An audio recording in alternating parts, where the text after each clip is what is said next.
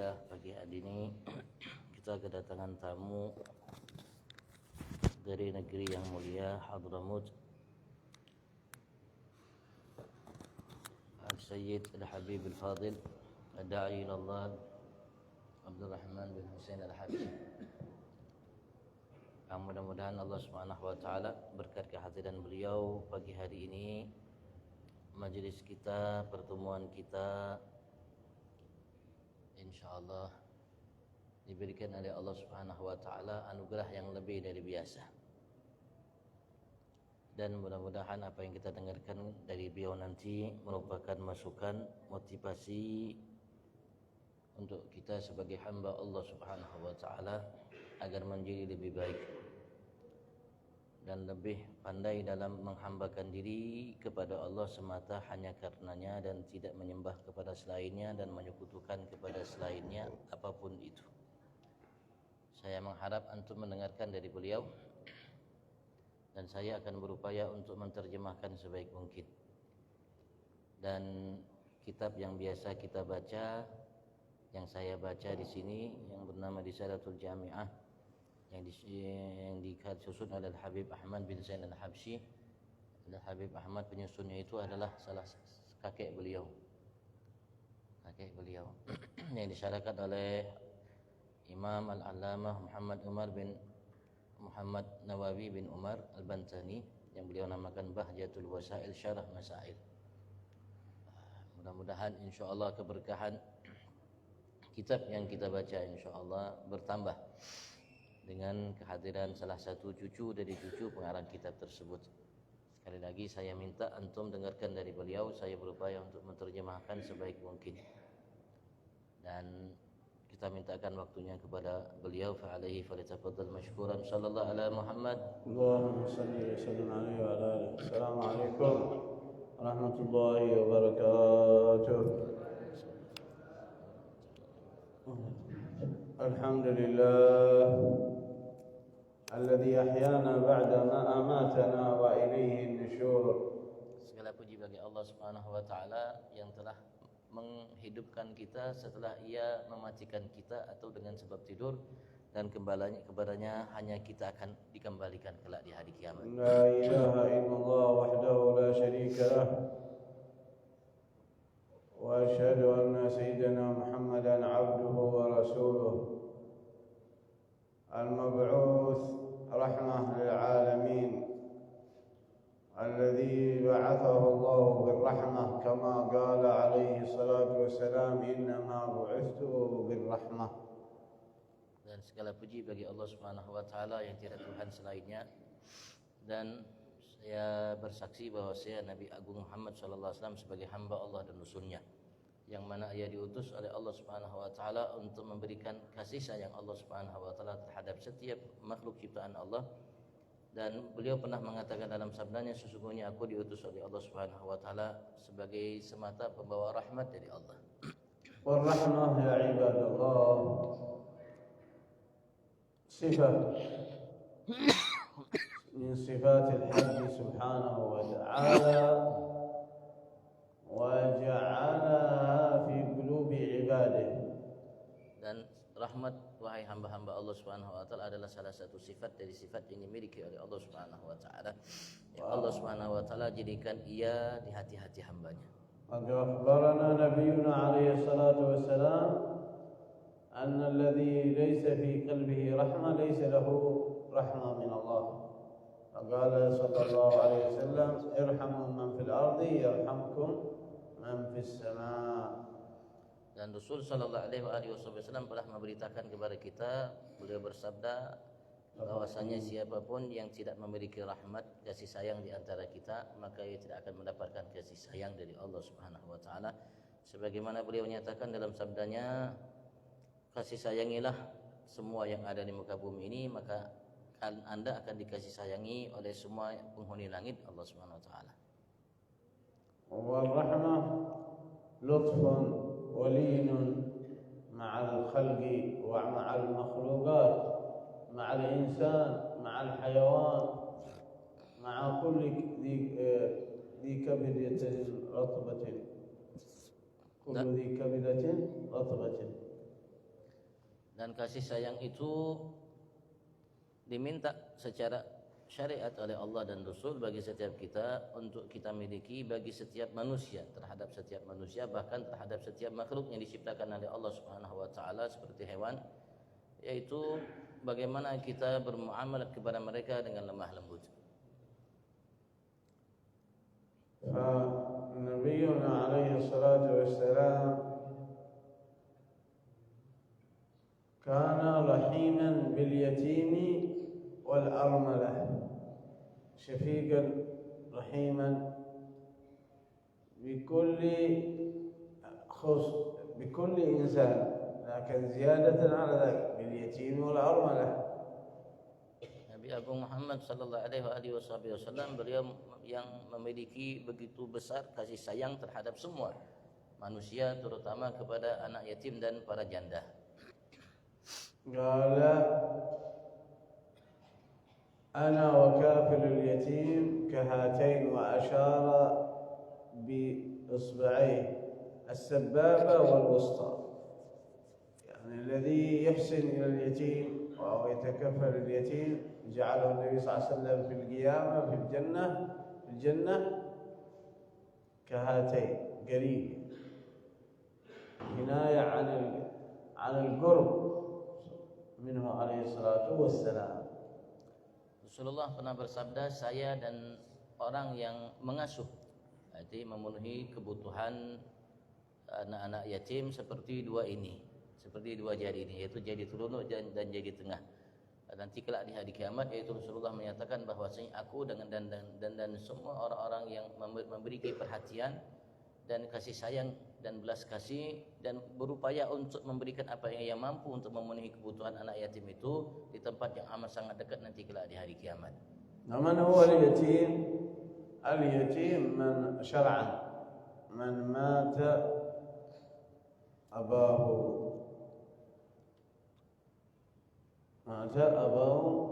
هذا يسمى يتيم شرعا، وهو دون البلوغ. Siapa itu anak yatim yang dimaksud secara syariat? Anak yatim itu adalah seseorang yang kehilangan ayahnya dan ia belum mencapai umur baligh, maka ia dinamakan yatim. وكان عليه الصلاة والسلام رحيما بالصغير والكبير واليتيم والحيوان. مرة ندى جمل على صاحبه، ندى يعني هرب وحاجة ما استطاع أن يأخذه، فقال لهم رسول الله دعوه لي.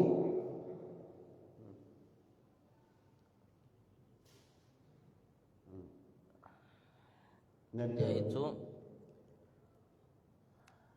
kasih sayang yang perlu kita miliki terhadap namanya setiap manusia, terutama anak kecil, begitu juga yang yatim tadi dan semua makhluk bahkan binatang. Pernah pada suatu ketika ada seekor onta di masa Nabi besar Muhammad sallallahu alaihi wasallam, dia lari dari tuannya. Kemudian mereka berupaya untuk mendapatkannya. Rasul sallallahu alaihi wasallam mengatakan kepada mereka, tinggalkan ia, biarkan ia mendekat kepadaku. فقالوا نخشى عليك منه يا رسول الله، أخشى عليك منه، جمل هائج خاف عليك. قالوا لا دعوه. فخرج إليه النبي صلى الله عليه وسلم والجمل مقبل، فلما رأى رسول الله صلى الله عليه وسلم هدأ الجمل. Maka ketika Rasulullah mengatakan kepada pemiliknya, biarkan ia untuk mendatangi Rasul sallallahu alaihi wasallam, maka pemilik mengatakan, ya Rasulullah, kami takut terhadap engkau nanti diganggu atau diusik oleh onta tersebut. Rasul mengatakan, tidak, biarkan onta tersebut untuk mendekat kepadaku. Maka mereka dapatkan seekor onta tersebut di hadapan mereka dan lari agak kencang. Ketika onta tersebut melihat Nabi besar Muhammad sallallahu alaihi wasallam, maka ia mulai pelan jalannya. ketika melihat muka Nabi besar Muhammad sallallahu alaihi wasallam. فلما أن وصل إلى نبينا محمد صلى الله عليه وسلم هذا الجمل هدأ وناخ عنده فجاء إليه رسول الله صلى الله عليه وسلم يكلمه يخاطبه النبي عليه الصلاة والسلام فخاطبه الجمل فقال رسول الله أين صاحب هذا الجمل؟ قال الرجل أنا يا رسول الله. قال إنه يشتكيك. Maka didapatkan unta tersebut pelan namanya menghampiri Rasulullah SAW sehingga sambil dia menundukkan kepalanya. Dan Rasulullah pun namanya ketika unta itu mendekat, Rasulullah pun mendekat. Maka terjadilah pembicaraan antara Rasulullah dengan unta. Maka setelah Rasulullah memahami apa penyebab unta ini dari pemiliknya, maka Rasulullah pun bertanya kepada mereka, siapa pemilik unta ini? Maka ada seorang mengatakan, aku ya Rasulullah. Maka Rasul mengatakan, sesungguhnya unta ini mengeluhkan akan perbuatanmu terhadapnya. Qala innahu ishtakik tukthir alaihi al-amal wa taqil alaihi al-alaf. يعني الأكل تعطيه أكل قليل وتكثر عليه العمل تنزع زعلان. فقال يا رسول الله أشكاني هذا الجمل إليك اشهدك يا رسول الله إني بعد اليوم ما أعمل عليه ولا أكلفه عمل أطعمه بس إكراما لك يا رسول الله إكراما لك. فهذا حيوان اشتكى إلى النبي صلى الله عليه وسلم قلة رحمة صاحبه عدم رحمة صاحبه به فشكاه إلى النبي صلى الله عليه وسلم. Maka Rasulullah pun mengatakan kepada pemilik tersebut bahwasanya ia telah mengeluhkan engkau kepadaku bahwasanya engkau memperkerjakannya dengan pekerjaan yang banyak dan engkau memberikan makan kepadanya sedikit. Jadi ia marah terhadapmu atas namanya perbuatan yang kau lakukan terhadapnya. Dikasih makan sedikit, disuruh kerja banyak. Maka pemilik unta mengatakan, ya Rasulullah, apakah betul ia telah mengeluhkan kepadamu akan hal tersebut? Rasulullah mengatakan, iya. Ya Rasulullah, kalau begitu sebagai penghormatanku terhadap engkau, maka mulai saat ini aku tidak lagi memperkerjakan unta ini. Aku akan kasih makan dan aku biarkan dia tidak bekerja lagi. ونحن كيف ربما إذا ظلمنا حيوانا اشتكينا إلى من؟ إلى ربه سبحانه وتعالى. لا يجوز لنا أن نظلم حتى الحيوان. حتى الحيوان لا يجوز.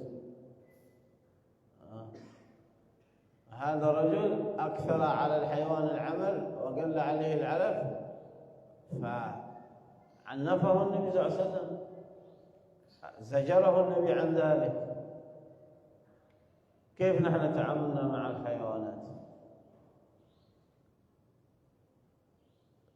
Seekor binatang mengeluhkan akan apa yang terjadi pada dirinya terhadap Nabi Agung Muhammad sallallahu alaihi wasallam. Kalau begitu bagaimana kita? Di saat ini ya ada binatang yang mengeluhkan sesuatu terhadap kita, itu kemuliaan yang Allah berikan kepada Nabi Agung Muhammad sallallahu alaihi wasallam. Maka kita pun harus namanya bermuamalah dengan baik terhadap setiap binatang yang ada. Kalau begitu, apa yang harus kita lakukan terhadap binatang agar kita ya dianggap secara syariat tidak menyakitinya? La yajuz ta'dzib al-hayawan. Tidak dibolehkan untuk mengazab namanya hewan. Wala ta'mal 'alaihi musabaqat tu'dhi biha. مسوي مسابقة لنقر الدياكة، مضاربة الدياكة. يتسلون بإيذاء حيوان، مصارعة حق الدياكة. ايش هذا؟ حرام، ما يجوز تؤذي حيوان هكذا. وإلا بطعن الثوب، طعنات هكذا يتسابقون فيه. ما يجوز، حرام تعذيب الحيوان. Secara hukum syariat diharamkan kita untuk namanya menganiaya binatang, menyakiti binatang, seperti sabung ayam. Atau mungkin kita mengadu apapun satu binatang dengan yang lainnya, atau mungkin kita menusuk namanya bagian tubuh binatang seperti mungkin sapi dan lain sebagainya. Dan apapun bentuk penganiayaan terhadap binatang itu diharamkan secara syariat agama. وإلا بعضهم تجاوز الأمر المألوف عند الناس مع التعامل مع الحيوان. نبينا محمد صلى الله عليه وسلم تعامل مع الحيوان، القطة هذا تعامل عادي، أمر مألوف. قال لا يجوز لأحد أن يحبس قطة يحرمها من الأكل حتى تموت. فقال دخلت امرأة النار في هرة حبستها، لا هي أطعمتها ولا هي تركتها تأكل منها من خشاش الأرض. بسبب هذا ظلم لهذا الحيوان، دخلها الله النار. لكن لو وضعتها وأطعمتها لا بأس، أو تركتها. Kita dididik oleh Nabi Agung Muhammad sallallahu alaihi wasallam melalui perbuatan beliau untuk tidak mengganggu, mengusik atau menganiaya binatang, bahkan terhadap seekor namanya kucing. Rasul sallallahu alaihi wasallam pernah bercerita kepada kita tentang seseorang perempuan yang masuk ke dalam neraka karena sebab kucing. Seekor kucing yang ia ikat, kemudian ia tidak kasih makan kucing tersebut dan ia tidak lepaskan ikatannya sehingga kucing itu mencari makanan sendiri, sehingga kucing tersebut mati. Maka Rasul mengatakan sebab seekor kucing tersebut yang diperbuat oleh perempuan tersebut menyebabkan perempuan itu masuk ke dalam neraka Allah Subhanahu wa taala. Yang harusnya ia lakukan kalau memang ia memelihara kucing, ya ia kasih makan. Atau kalau memang dia tidak mampu untuk kasih makan, maka ia lepaskan kucing tersebut untuk mencari makan dengan sendirinya.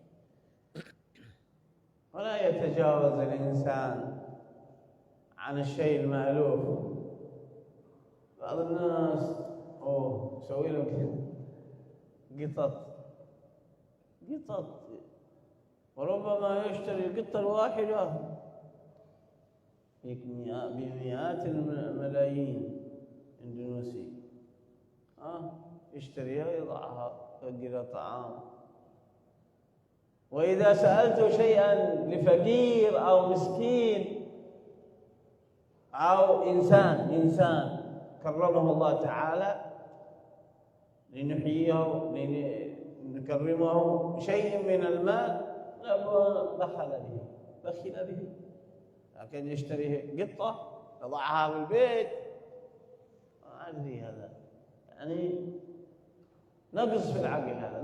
كيف إنسان كرمه الله تعالى يحتاج إلى شيء من هذا، إلى إطعام، إلى شيء مواساة المساكين، مواساة الفقراء، مواساة المنكوبين في هذه النكبة وفي هذا البلاء في سمطرة، سواء من السيول والأمطار، حد تصدق عليه ممكن ما خذ 100,000 بس.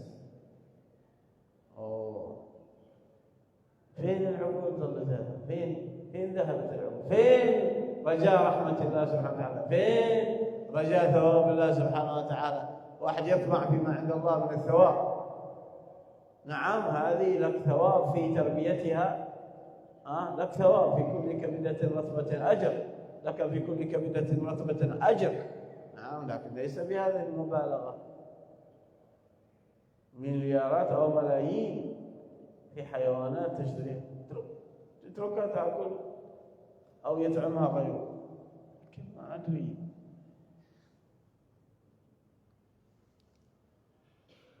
Sekarang ini kadang-kadang seseorang namanya berlebihan dalam binatang. Sampai sebagian memelihara kucingnya cukup banyak sekali. Dan bahkan dibeli kucing tersebut dengan harga yang cukup mahal sekali, ratusan juta atau mungkin miliaran dan lain sebagainya. Untuk dipelihara, dan ketika yang memiliki namanya binatang tersebut diminta untuk memberikan sedikit bagian daripada hartanya untuk orang yatim, untuk orang miskin, terutama yang terjadi bencana di Sumatera, maka ia enggan untuk memberikan bagian daripada uang yang dimiliki olehnya, yang ia sendiri ketika membeli seperti kucing tadi dengan mengeluarkan harta yang cukup banyak. Tapi ketika diminta untuk menyayangi, menghargai, menyantuni seseorang manusia yang dimuliakan oleh Allah Subhanahu wa taala, tapi ia enggan untuk memberikannya. Walaupun kata Rasulullah sallallahu mengatakan setiap yang memiliki nyawa itu, maknanya ketika kita memberikan makan kepadanya atau sesuatu yang dibutuhkan olehnya dapat pahala. Artinya ketika dia memelihara kucing, dia kasih makan dapat pahala. Tapi ini seseorang manusia yang harusnya kita lebih perhatian terhadap mereka, dan secara agama kita diminta untuk menyantuni mereka yang harusnya kita berikan bagian daripada harta kita, tapi ketika diminta untuk menyantuni manusia, ia enggan untuk memberikannya. Bahkan barangkali kalau diminta keluar juga paling 100.000. Sedangkan ia beli binatang peliharaannya mungkin jutaan atau lebih. Ini ya dilakukan oleh seseorang yang secara syariah ini di luar batas. ولو إن إنسانا سكن حيوانا من الحيوانات في بيت ضخم صلحه تمام وهو يسكن في عشة، هو الإنسان نفسه جاء ببيت حيوان هكذا نحسن صلح تمام دفع فيه فلوس كثير بيت، ولكن هو يعيش فيها في بيت خرب. ايش بنقول عليه هذا مغفل. كيف هذا؟ يعني احسن للحيوان اكثر. الانسان هو مكرم، كيف انت تعيش؟ ومثل هذا مثل الذي يعني يترك الإنسانية ويترك الناس يعانون ويصلح القصور للحيوانات. بعضهم يتخذها تجارة، لا بأس. اتخاذ للتجارة لا بأس، حيوانات التجارة يبيع ويشتري، لكن أن يقتني حيوان بهذه الأثناء. ما رأينا رسول الله ولا أحد من الصحابة يفعل ذلك. نعم، كان سيدنا أبو هريرة له قطة يعطف عليها ويرحمها ويطعمها، شيء عادي من بقايا أكله أو من بقايا الأكل، طبيعي. حتى سمي أبا هر حتى يحملها في هكذا في كمه. ما تجاوز هذا يعني مجاوزة في الحد الطبيعي أظن، أو تجاوز في الحد. Saya mengharap lagi antum mendengarkan dari beliau, saya berupaya untuk menerjemahkan semampu saya. Kadang-kadang seseorang, kembali beliau mengatakan, berlebihan dalam mungkin kecintaannya, hobinya terhadap binatang, sehingga barangkali ia bangunkan buat binatang itu sebuah rumah, bahkan rumahnya itu mungkin mewah, sedangkan yang memelihara binatang itu tersebut rumahnya sederhana sekali, bahkan mungkin gubuk yang reot, tapi ia bangunkan buat kucing, dan hewan peliharaannya namanya tempat namanya tinggal yang mewah, bahkan seperti istana. Ini ya dilakukan oleh seseorang mughaffal, artinya yang lalai, tidak memahami bahwasanya seharusnya menghormati, menghargai, menjunjung tinggi kemanusiaan itu jauh lebih besar dan harus diperhatikan daripada selainnya.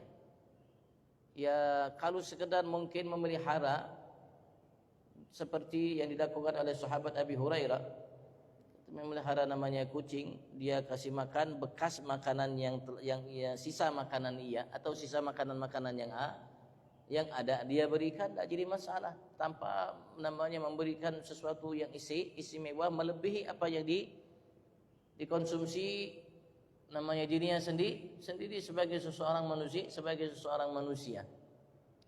Atau mungkin ya kalau memang hanya sekedar memelihara itu ya kurang baik, tidak dibenarkan. Tapi kalau memang dijadikan bisnis tidak jadi masalah, dia mengatakan. Artinya dijual, dia memelihara untuk dia jual dan namanya menghasilkan baginya sesuatu dari hewan yang dipelihara, itu mungkin masih maklum. Tapi kalau seandainya berlebihan seperti tadi sehingga mengabaikan hak manusia dirinya sebagai manusia, melebihkan selainnya, itu kurang baik. Allah ba'dhum yattakhidh lahu kalb. Naha Nabi sallallahu alaihi wasallam an yattakhidh al-insan lahu kalban illa lihirasah أو صيد. وجاء في الحديث أنه من اقتنى كلبا لغير هذه السببين لن تقبل له صلاة 40 يوما. لن تقبل له صلاة 40 يوم. يقتني كلب، ايش كلب هذا مكانه الشارع أو مكانه الغابة أو مكانه المكان الذي وضعه الله له، تأكل تجي تقتني كلب ليس لحراسة ولا لصيد، وعاد بعدين أحسن من إنسان إن شاء الله. إيش هذا التقليد؟ إيش هذا التشبه بالكفار؟ تشبه بالكفار والعياذ بالله. حتى أنتم الآن ما حد عنده كلب كذا، ليش ما تفعل؟ يجيب لك كلب في البيت وتروحه في سرير وغرفة وكذا، تلبس الحرير، ليش ما تفعل؟ هذا ما هو من الحق. ما نفعل ذلك لأنه ليس من العقل أن نفعل هكذا. بس خلاص تشبهوا، هذا تشبه. صرنا نقلد الغرب في كل شيء، ما يجوز. Dan juga kita dilarang secara syariat untuk memelihara anjing, kecuali dengan tujuan untuk menjaga rumah kita atau kebun kita atau yang lainnya, dan untuk dijadikan binatang yang membantu kita untuk berburu binatang lainnya. Selain kita gunakan untuk menjaga namanya mungkin rumah kita, kebun dan lain sebagainya, dan untuk berburu, maka dilarang kita secara syariat untuk memelihara anjing. Bahkan Nabi Agung Muhammad sallallahu alaihi wasallam beliau pernah mengatakan, barang siapa yang memelihara anjing, ya bukan tujuannya untuk menjaga namanya hartanya seperti rumah dan lain sebagainya, dan untuk berburu, maka tidak akan diterima oleh Allah Subhanahu wa taala salatnya 40 hari. 40 hari. Kadang-kadang ya anjing tersebut bukan hanya sekedar namanya digunakan, yang mana tempatnya halayaknya itu adalah namanya jalan di luar rumah. Bahkan sekarang ini sebagian saudara kita sudah menjadikan anjing itu di dalam rumahnya. Bahkan anjing itu bisa naik ke kasurnya, ranjangnya, dan cengkerama dengan namanya keluarga seperti namanya yang lainnya. Padahal itu kebiasaan yang dilakukan oleh orang-orang yang tidak beriman kepada Allah Subhanahu wa taala atau orang barat sana. Sehingga kita kaum muslimin kadang-kadang terlalu berlebihan dalam mengikuti orang-orang barat yang melakukan hal-hal tersebut dan mengikuti jejak langkah mereka ini secara syariat dilarang kata beliau.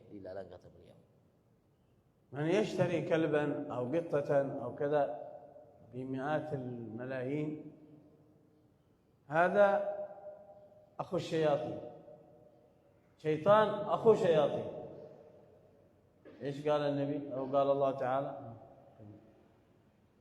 siapa yang membeli anjing dan kucing yang dengan harga yang begitu luar biasa mahal, mungkin bisa sampai ratusan juta, ia adalah namanya termasuk saudaranya syaitan.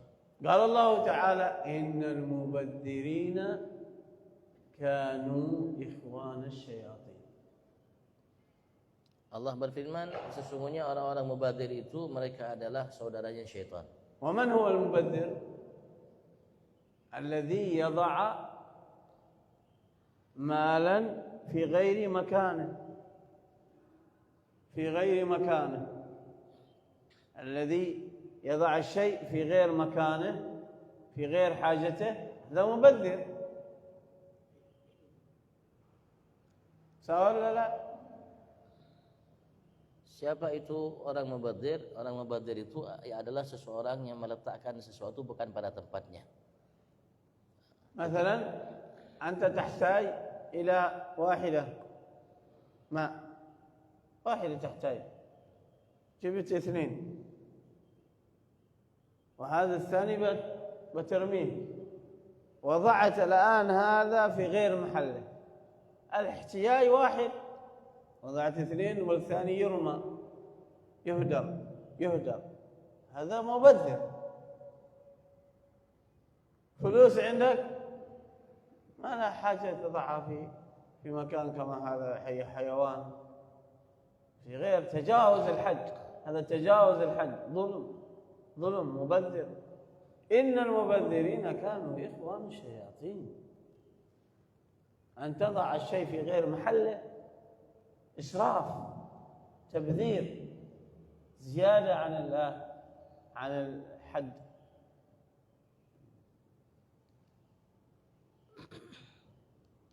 Ketika seseorang meletakkan sesuatu bukan pada tempatnya, maka ia termasuk mubadzir. Dan mubadzir itu sekali lagi Allah menyatakan sesungguhnya mereka adalah saudara syaitan.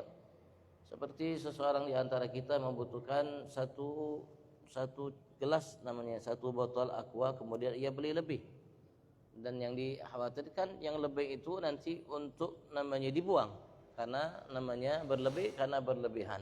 Maka itu termasuk bagian daripada mubadzir yang harusnya dia beli satu dan cukup satu, ya, kenapa ia namanya beli 2 sehingga yang 2 tersebut namanya tidak dimanfaatkan olehnya. Nah, seharusnya ia gunakan harta itu pada tempatnya dan tidak namanya berlebihan dalam sesuatu sehingga ia melakukan kezaliman terhadap dirinya dengan berlebihan tersebut, yang mana tadi Allah Subhanahu wa taala telah mengingatkan kita untuk tidak menjadi seseorang yang mubadzir. نستعمل هذه النعم التي الله أنعم بها علينا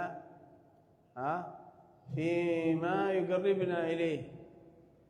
معنا مال كثير ما إيش نفعل به؟ نشوف أعمال الخير أعمال البر تواسي الفقراء المساكين جيرانك المسجد طالب علم يذهب يطلب العلم تصرف عليه يتيم تبني مسجد مدرسة أفضل من يوم تشتري طائر ولا مثلا كلب أفضل. كيف هذا لو هذه الفلوس وضعتها في شيء ينفعك حتى بعد موتك، صدقة جارية أو علم ينتفع به، ما هو خير لك في الدنيا والآخرة؟ هذا خير لك. لكن الناس الآن ما أدري ذهبوا وراء تقليد الأعمى للغرب واليهود وهكذا. نسأل الله السلامة والعافية يا رب.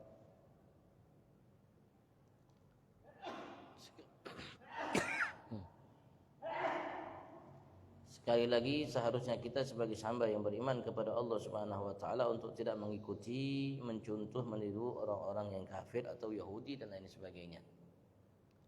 Sehingga kita namanya paham, mengerti apa yang harus kita lakukan terhadap harta yang kita miliki.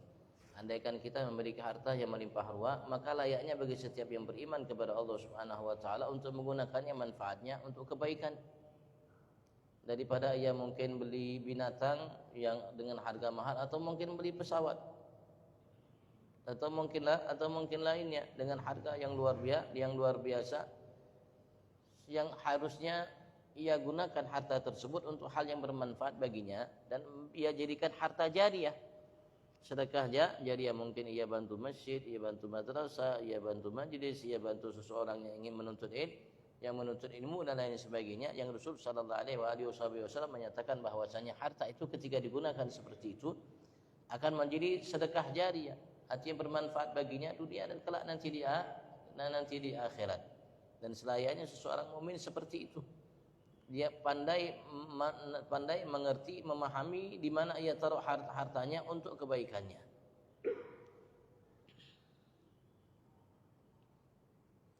وفي رواية أنه من اقتنى كلبا لغير حراسة أو صيد نقص من أجره كل يوم قيراط. ايش هذا؟ شوف كيف أبى يقول الإنسان أنا أربي كلب أجر، لا، اقتنى كلبا لغير حراسة ولا صيد. ايش الحراسة؟ حراسة نحتاج للحراسة، أو الصيد. كانوا زمان يدربوا الكلاب هذه، يدربوها ليصيدوا بها حيوانا يؤكل فيأكلونه. نحن مأمورين نحن نصطاد مثلا حيوان نأكله، صح؟ يعني حلال لنا، حلال. فجعل هذا الكلب آلة ليصيد به بعد التدريب له شروط في كتب الفقه. قال الذي يفعل لغير هذين السببين ينقص من أجره كل يوم قيراط. حسنات وايد بعدين تنقص. إذن شوف الشريعة يعني بينت، ما خلت نحن هكذا يعني نفعل ما في لساننا ونتبع اليهود والنصارى. Dan Rasulullah sallallahu alaihi wasallam pernah mengatakan dalam hadis yang lain, barang siapa yang memelihara anjing bukan karena tujuan untuk menjaga harta yang dimiliki olehnya seperti rumah dan lainnya dan untuk berburu, maka setiap hari berkurang dari amal kebaikannya itu 1 qirat. Artinya jumlah yang amat sangat besar sekali yang hilang darinya dari amal kebaikannya. Ini artinya sesuatu yang ya mungkin harus kita perhatikan karena hal tersebut ya bagian daripada hal yang tabdzir, mubadzir dan mengikuti Yahudi dan Nasrani yang memang dahulu mereka menjadikan namanya anjing itu sebagai binatang buruan setelah diajarkan, setelah dididik anjing itu dijadikan namanya bantu mereka untuk berburu, sehingga berburu itu untuk mencari binatang yang bisa dimakan. Itu yang mereka lakukan orang dulu, tapi setelah namanya dididik anjing tersebut dengan syarat-syarat yang disebutkan oleh para ulama. Tapi kalau tidak hanya sekedar ia miliki, apalagi kalau sampai masuk ke rumahnya, Rasulullah tadi mengingatkan bahwasanya akan hilang dari amal kebaikannya itu sebesar 1 qirat setiap harinya. Artinya kebaikan yang besar yang banyak yang dilakukan tersebut karena sebab ia memelihara anjing tersebut karena mungkin mengikuti tadi yang mengatakan Yahudi, Nasrani dan lainnya, sehingga mengurangi pahala yang dari kebaikan yang ia lakukan. وفي حديث آخر عنه عليه الصلاة والسلام قال لا تدخل الملائكة بيتا فيه كلب. الله، هذول خلاص ما بغوا الملائكة يدخلون بيوتنا.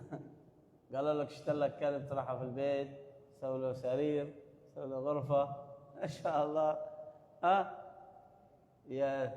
ينام عندك. قال لا يدخل بيت، لا تدخل الملائكة بيتا في كلب أو صورة، تصوير هذا المجسم، ما تدخل الملائكة. شياطين بس يمكن تدخلها، ملائكة ما في البيت ما في ملائكة، تقف عند البيت في الخارج.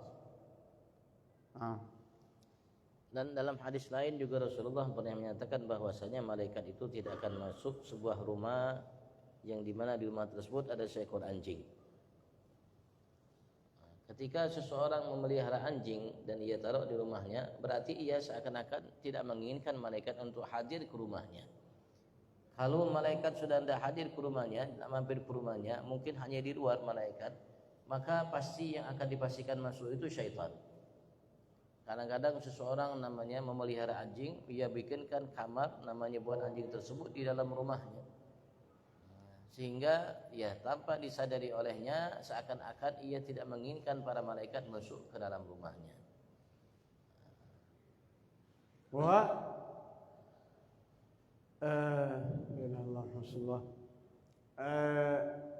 اتفق العلماء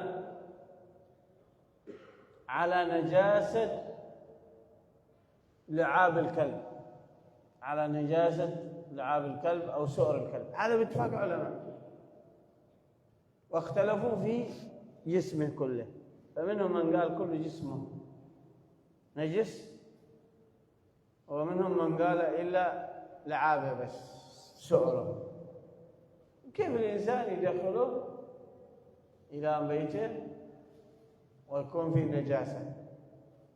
فمنع المسلمين من اقتناء الكلاب لهذا، لبقاء الطهارة.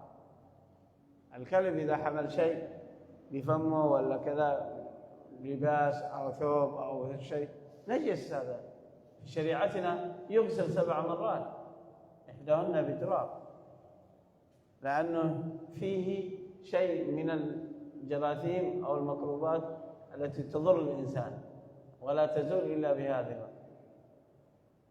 إذن الشريعة الطاهرة حرصت على أن نكون نحن نظافا وأن نكون أصحة.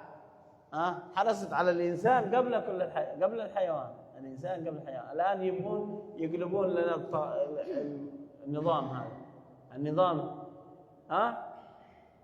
يهتمون بالحيوان ويهملون الإنسان.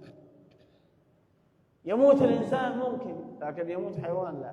إيش هذا؟ ما هي فطرة الله هذا، ما هي فطرة الله، ما هي قانون الذي وضع الله سبحانه وتعالى. كرم الله الإنسان فأباح لنا صيد الحيوان ونأكل الحيوان لكرامة الإنسان، كرامة الإنسان. لكن حيوان بيأكل إنسان، أسد بيأكل إنسان، ما يمكن. ما نجعل يعني أسد يأكل الإنسان. هل يمكن أن نحن نقطع أجزاء الإنسان ونطعم بها الأسد؟ لا. لكن ممكن نحن نأخذ الحيوان ونطعمه الإنسان، ونذبح الحيوان ونطعمه الإنسان، لأن الإنسان مكرم مشرف في شريعتنا. الآن هم يريدون الحيوان مشرف مكرم.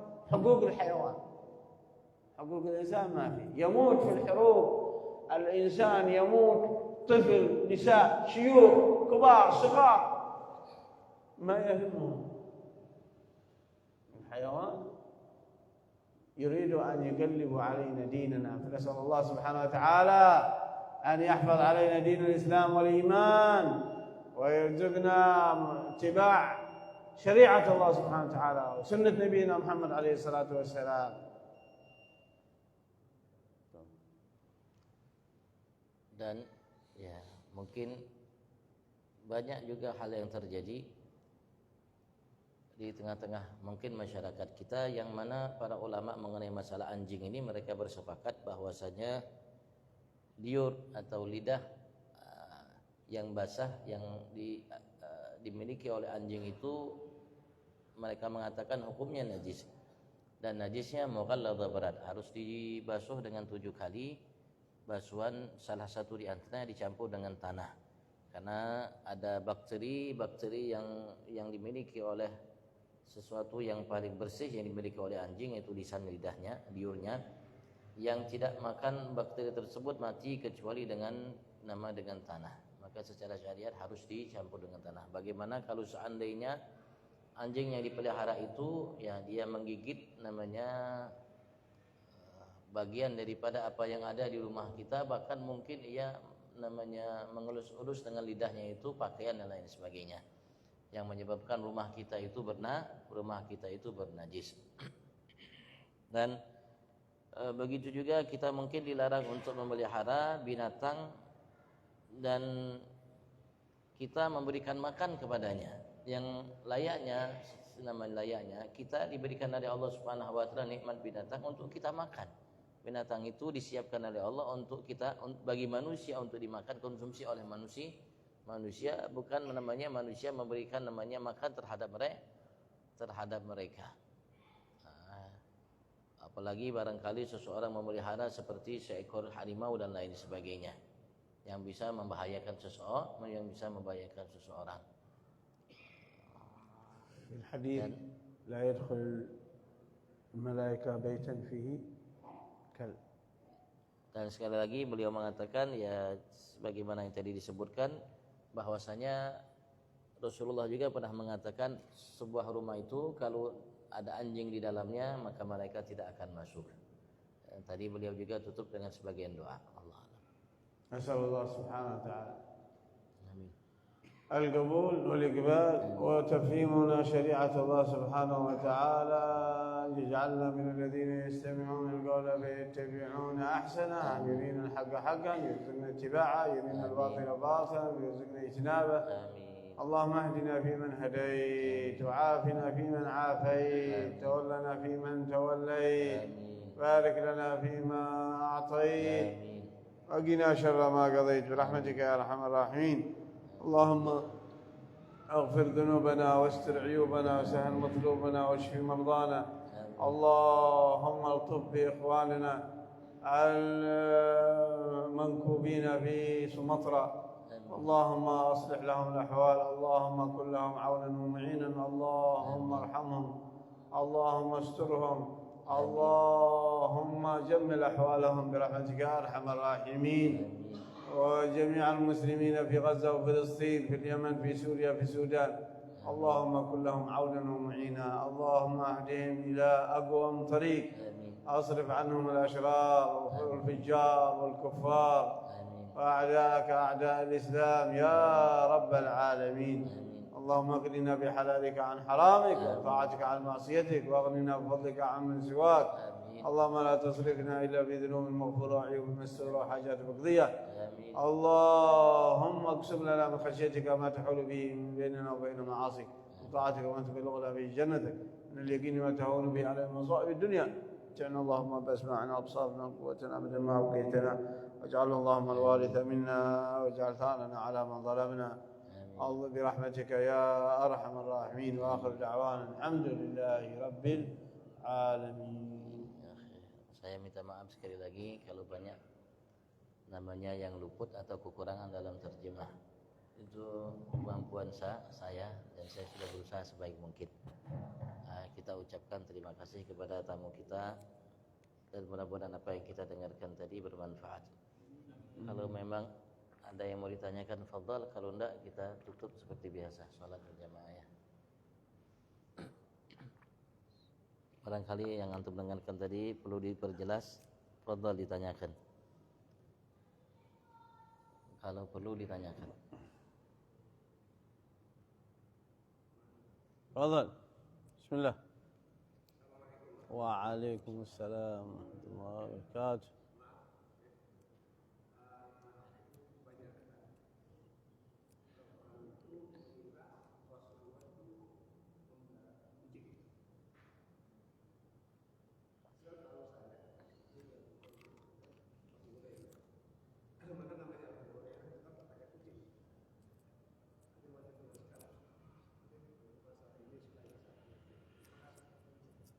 الناس يظنون هذا الرسول صلى الله عليه وسلم اقتنى هر، الرسول اقتنى هرا، لنعرف أن ممكن أبا هريرة يقول كيف هو أبو هريرة ولا الرسول يعني يقول؟ هم يظنون الكثيرين يظنون أن من اقتنى خيرا على أن الرسول صلى الله عليه وسلم اقتنى هرا. دحين نبغى يقول صحيح إيش؟ هل صحيح هذا؟ ليعرف أن أبا هريرة اقتنى هرا. هل الرسول اقتنى هرا كذلك؟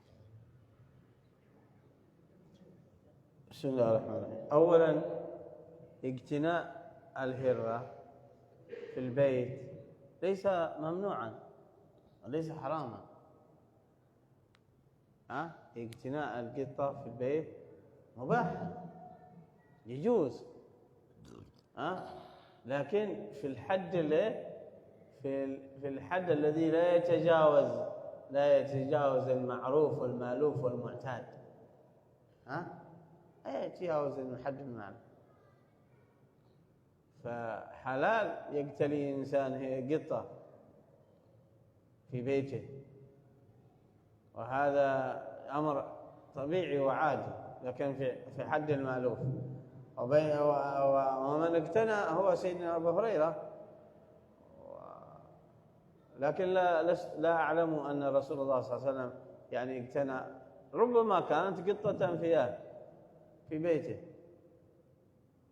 لأنه في الحديث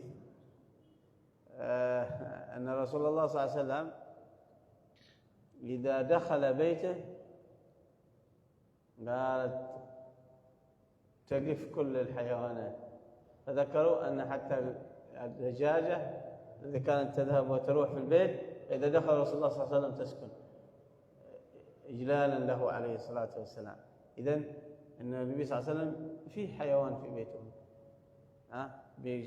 بالطرق المألوفة، يعني بالشيء المألوف العادي الطبيعي من غير تجاوز. يعني في بيت رسول الله إذن حيوان، قال إذا دخل رسول الله صلى الله عليه وسلم سكنت الدجاجة وكذا، وقفت عن التجول في البيت. فربما أيضا يكون قطة، لكن لا أعلم نصا على ذلك، ولكن اقتداء ما فيه ما يمنع، سواء كان رسول الله أو أبا هريرة أو غيره من الصحابة. والقطة هذا لها يعني كثير من الأحاديث ذكرت فيها القطة. نعم.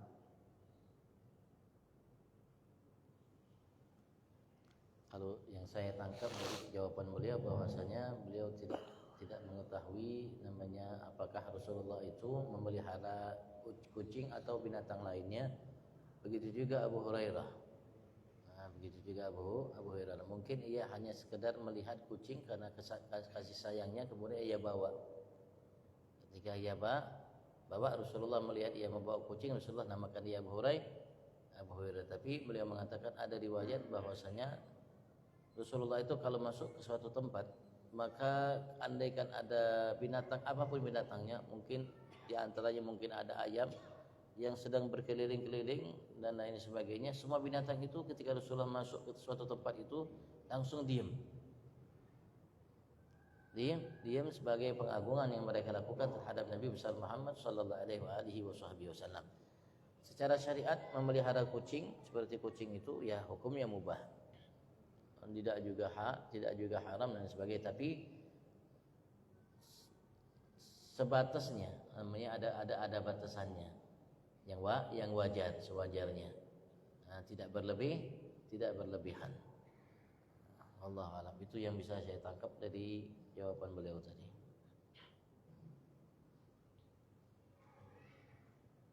Soal ثاني.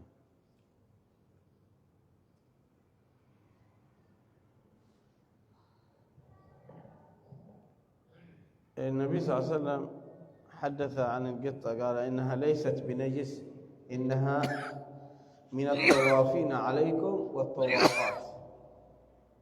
يعني أباح النبي صلى الله عليه وسلم هذا اقتناؤها، وهي ليست بنجس، مش كما الكلب، وهي من الطوافين عليكم والطوافات.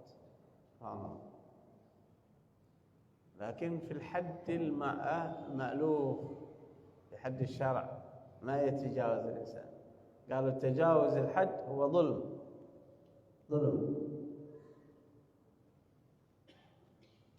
Ada Rasulullah pernah mengatakan bahwasanya mungkin ada beberapa hadis dari Rasulullah tentang masalah kucing, di antaranya mengatakan sesungguhnya ia bukan binatang yang najis, kata Rasulullah. Sesungguhnya ia termasuk binatang yang tawab, artinya selalu bolak-balik masuk ke rumah kalian. Binatang yang selalu masuk ke rumah kalian. Artinya ya mungkin dari segi kalimat itu bisa kita mengambil kesimpulan boleh namanya memelihara kucing, tapi sebatas yang wajar.